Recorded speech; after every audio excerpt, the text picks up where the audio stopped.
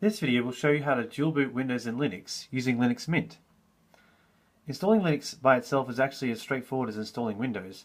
However, this video is largely about getting dual boot to work, because there are some things to look out for that would affect either operating system. Typically, you should install Linux after Windows, as Linux is capable of automatically setting up a dual boot situation in most scenarios, whereas Windows doesn't offer that. The cool thing is, these instructions would apply to most Windows and Linux dual boot scenarios. I went with Linux Mint because of a balance between popularity and ease of use, but you can try different versions of Linux in Live Boot, where you boot off the installation media and just start using it. Another thing that Windows doesn't offer, and we'll see an example of this as part of the installation. Looking at your drives in Windows Explorer, find one that has 50 to 90 gigabytes free, and then make your decision on which drive to install to. The easy install, this install we're doing now, will do a minimum of 90 gig, but with a custom install you can choose this amount yourself. Technically this will install with 10 gigabytes of space, using up about 7 gigabytes of that, but I would recommend 50 gigabytes so you have room to install programs and download files. So this D drive here has a lot of space, so perhaps I'll install it into this spare space here. Now, download the Linux Mint Mate, M-A-T-E edition. I recommend this one because Cinnamon is a fancy, smooth looking one, and Mate is more of a stable, traditional interface, so more of a cut down one. And you choose a 64-bit edition, of course. So click that, download the file. Then also you download Etcher. This is free as well. Download that, run it, give it permission to run. And it really is as simple as, so I've opened up Etcher here as an example. Select an image. So Linux Mint here. I'd go open. I'd click which device I want to burn to. Now that should be a USB stick that you've got plugged in. I don't have one plugged in. That's my external backup drive. I don't want to erase that. And you just click flash and then you wait. It's that simple. Another option you have, if you're like me and have an older computer with a DVD burner in it, you can just right click one of these, click open with, right click your image that you downloaded, open with, and then click Windows Disk Image Burner, and it should be very straightforward from there. And you'll have a DVD you can boot off, just the same as the USB drive, so long as you've set up your boot priorities in your BIOS, which is another thing for another time. You can always look up that information. And because we're about to get into a situation where we're setting up dual boot, it's prudent to make a special bootable USB or DVD that will get us back into Windows no matter what. And from there we can fix the boot menu if need be. This is very unlikely, but if you make a mistake, as I'm going to show you further, install to a different drive, it can happen. And this will, there's ways to get back, but you just want to have this on hand. So click download. It'll also download an image just like before. Use Etcher just like before to put it on another USB or a DVD. And yes, keep that handy. And I'll have links to all these things down in the description. And now we're at the most important step before we install Linux, is making sure we choose the right drive to install to. That's a two-part thing. Not just making sure we've chosen the drive we want to, because we're going to have to identify them by their sizes. We won't have the labels available. But the other thing is, you don't want to mix up drive types. So, firstly, press the Start menu and type Computer Management and click the first result. You'll get this window, and then you want to click Disk Management. And we have this view here. It is very important to familiarize yourself with your disks in this way rather than the normally mapped drive letters that you might be used to, because you really don't want to install to the wrong drive and erase something.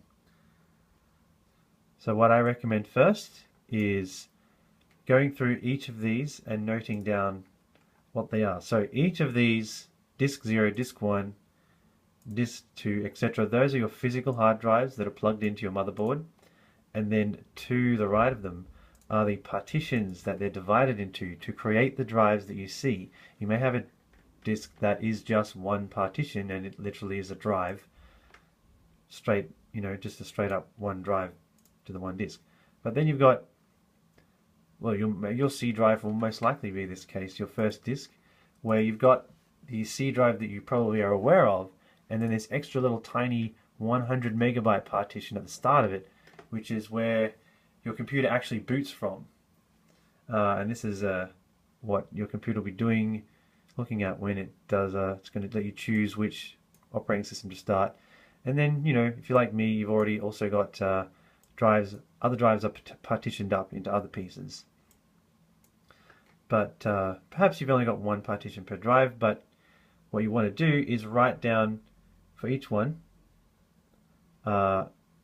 disk 0, and then it has a 100 megabyte partition and another partition called OS, which has got 119 gigabytes. And then you write down disk 1, so it starts at 0, and then next to that you write, well, that's got the label stuff, and it's got 1800 gigabytes. So my little notes look like this. I've got drive 0, I've got 100 megabytes, and then OS partition 119 gigabytes, drive 1, stuff 1800 gigabytes, and so on. This is very important. Those are not relevant now. But that'll become apparent soon. Now, other than which drive has the most space, or the one you want to install to, the other important factor that will affect your decision on where to install is drives, that is not partitions, but drives, physical drives are formatted as either MBR, which is an older format, or GPT, which is a newer format. You can look up what those means if you want. If you have a drive over 2 terabytes, it has to be formatted as GPT. But Windows will default to formatting drives as MBR when it can for compatibility. So you might likely be in this situation. The problem is, if your boot drive, typically the first drive, is MBR, you can't boot into an operating system on a GPT disk. In fact, if you try it, your computer will become unbootable, and that's where you're going to have to recover your boot menu. I'll have a link to that document in the description below. Here's how you find out what type of a drive format each drive is. In Drive Manager, right-click on the physical drive, not the partitions, the drive, right-click over here, click Properties, then click Volumes. Note the partition style for each drive. This is indeed master boot record, this one. And then note down in your notes next to each drive if it's MBR or GPT. I've got a drive down here. There we are, disk 3, Properties, Volumes. Here we are, partition style, GPT. That means I can't install Linux to this drive. Well, more correctly, I probably shouldn't. The real reason if you can or can't is if your boot drive is MBR, you definitely can't install Linux to a GPT or any other operating system for that matter. If your computer is booting off an MBR disk, you need to install your operating systems to an MBR drive. You can find out which drive you're booting from. It's not in the physical drive, it's actually in one of the partitions. And here we have this system reserved. If I hover here, if I can't see all of it like I can this one, if I hover over the description, healthy system, if it says system here in this line, that means that's the drive it's booting off, or the partition that it's booting off. It's usually the first disk, first partition. So if I right click on this drive having the system on it and it says MBR, I should go ahead and install Linux to another MBR drive. I think if you have any MBR drives at all, rather than take the risk, just install Linux to an MBR drive. It shouldn't be a huge problem. If you I've got a huge drive over here, it's GPT, it's 3 terabytes. That's not a problem. If you just move some stuff from another MBR drive onto your GPT drive to make some space, and then you should install Linux to that MBR drive. So now go ahead and make a decision. Just go over what I just said and decide where you want to install it, and then it will be time to boot off the Linux USB. So go ahead, plug it in and restart, and I'll see you at the Linux desktop. So you'll see this countdown. Don't be alarmed. You just let it count down. Excuse the monitor. It's going to default what it sees as the monitor number 1, which is whatever the video card says it is.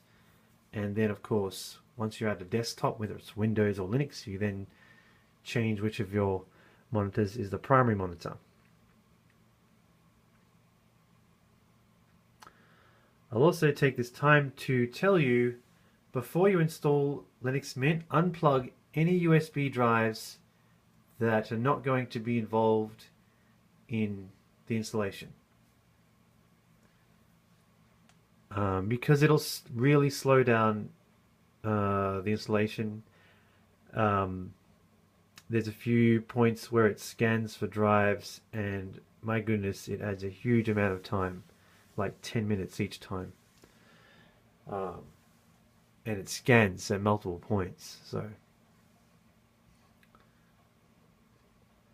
And here we are at the Linux Mint desktop.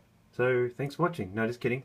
This is the live boot, what they call live boot, where, I'm trying to get it to focus, you can pretty much use your copy of Linux right off the installation media and just fool around and see what it's like. You can even get on the web. It'll come with a browser installed by default. There we go, focus. In fact, that's a good example of how we can customize things already while it's actually just booted off the drive. I'm just going to customize the background color to be a lighter color because it seems to work better with the camera. There we go. Can't say much about the focus, but we're better off now. So yeah, you can just actually use it. You can get on the internet and everything. It's already if you've got an Ethernet connection, you're already on the net. You can just open the browser, and it will start working. You can do whatever, log into something. If you've got wireless, you can just enter your wireless details in, and yeah. So I'm running off a DVD, so it's taking a little while to open, but what we should do is, so that's the Linux Mint page, is fix up the monitors. Now, that's real easy to do. Just go to the Start menu down there, just like you would with Windows. You'll find Displays right there. And it's important you do it in this order, and I'll explain why in a second. Just click on the monitor you want to be the primary monitor. It actually identifies which monitor is which with a little colored icon there. So that's my primary monitor, the big Samsung one. Click Set as Primary, and then immediately click Apply. Keep this configuration. Then drag your other monitor into position, then click Apply. There's a flicker, there we are, and keep this configuration. And the reason you do it in that order and not the other way around, don't drag the monitor around before you set the primary, it glitches out in a weird way. And you can fix it by unplugging one of your monitors, but the point is that this is a open source video driver, and once you install it, you can just switch to you can easily upgrade to the correct proprietary driver for your video card with the driver app built in, and we'll show you how to do that in the setup phase. And then whatever setting you set will stick and it won't be a problem. So let's start installing.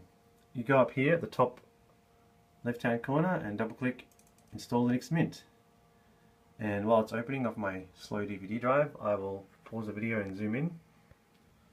That only took a couple of seconds actually.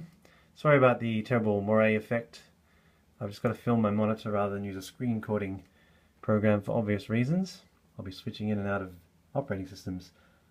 So, yeah, this is the easy, just installing is pretty straightforward, at least in the easy version. Click continue.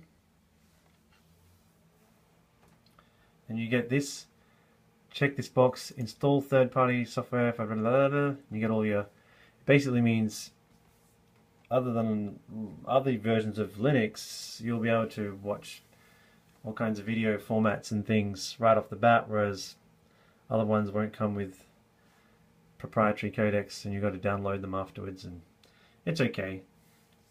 Click continue, and if you didn't unplug your USB drives, this is where you'll get a huge wait, so make sure you do that. There's a little bit of a wait anyway, so I'll just pause the video. Okay, here we are. For me it was about a minute wait. Now this computer has currently multiple operating systems because I've been fiddling around, so it's got a funky boot record, so there's a few entries in there. For you it'll probably say this computer currently has Windows 10 on it, or Windows 7. What would you like to do? Install Linux Mint alongside Windows 10 or whatever. That's the one you want, obviously, if you want to do a dual boot. If you are setting up, you don't even need this video. If you're setting up on a blank computer, you just want to go straight to Linux, this is the simplest and easiest option. But of course we're doing dual boot today, so that's the one we want. And you click install now.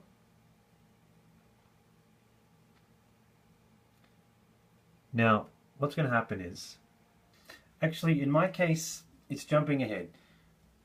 I've already got some free space there that it's found automatically, and it's going, oh, you must want me to use this to install Linux too, which is true, but kind of I wanted to show you what it looks like when you don't have the free partition cleared up. So what would happen normally is, and I don't want to do it because it takes a long time to resize drive partitions on MBR disks, is you would get a slider and it would let you graphically slide how much space of a particular drive that you would want to give to Linux. And if you're dual booting, I would say slam it down to the right hand extreme so it says like 90 gig, at least in my case it did, because you're going to want the minimum recommended that it'll let you, because you're going to store all your files elsewhere on other drives, on your own existing Windows formatted partitions that you already have all your files on. You won't need to put anything on your Linux drive just other than Linux and the Linux programs. And that's the cool graphical slider that it'll bring up if you're in that situation, which is probably likely going to be yourself. Yeah, but in mine it found the free space that I had lying around because I'd already cleared it from a previous install to show you guys what to do. By the way, changing partition sizes on GPT drives is seconds, but on MBR drives it takes like hours. So I'm not going to do that. And what will happen for you is, once you drag that slider fully down to the right hand side to get the minimum recommended size and click accept, you'll be taken to this screen. But actually, this is the point where I should mention, once you're on that graphical slider, above it you will see the drop down box which will let you choose which drives you can install to. And in this simple, basic, easy installation, automated installation, it'll only give you a certain selection to install to. If you're not happy with what the selection on offer for any reason, you need to abort this video at this point, bail out and use the link below and watch the custom installation video, and then come back and resume setting up Linux from this video here. So if that's you, pause the video now. And if it seems a bit worrisome, just remember Windows doesn't even give you the option to install alongside another operating system, and this is why. There are a few things to consider. So they'd rather just have it super simple, blow away what's there, and we have to pick up the pieces if we want dual boot. So if you are happy with it and you've dragged the slider to the right hand side and you click continue, you'll then get this window here pop up, which is where I'm at now already, where it's telling you exactly what's going to happen to the drive. Oh, and the other thing I forgot to mention, if you're not happy with, you'll know if you're not happy with the drive selection on offer, because you can tell which drives are on offer now. SDC is my third drive, the C being the third, so A, B, and C. SD is just what it uses to refer to your hard drives, and that's the label it gives them. So the first hard drive will be SDA, next SDB, SDC, and that matches that'll match up with your list where you've written down drive 0, drive 1, drive 2, drive 3. So yes, if the drive you wanted to install to is not on offer, that's where you should go to custom install. And for me it is, because I had free space already there and it's gone to do it. So alright, excuse me. So yes, after you do that, you'll just click continue. And after a bit of a pause, which I paused out, you choose your location, straightforward.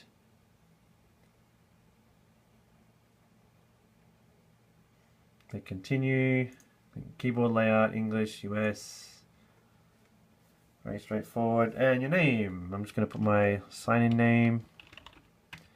My computer name, that's given me a name that's my sign-in name plus my motherboard description. So I'll put because that's what it will be seen as on the network. Your username has to start with a lowercase letter, so don't try and do this, it'll warn you. And password, choose something short. You'll be entering it in not too often, just when you install a new program, that sort of thing. And log in automatically. And continue.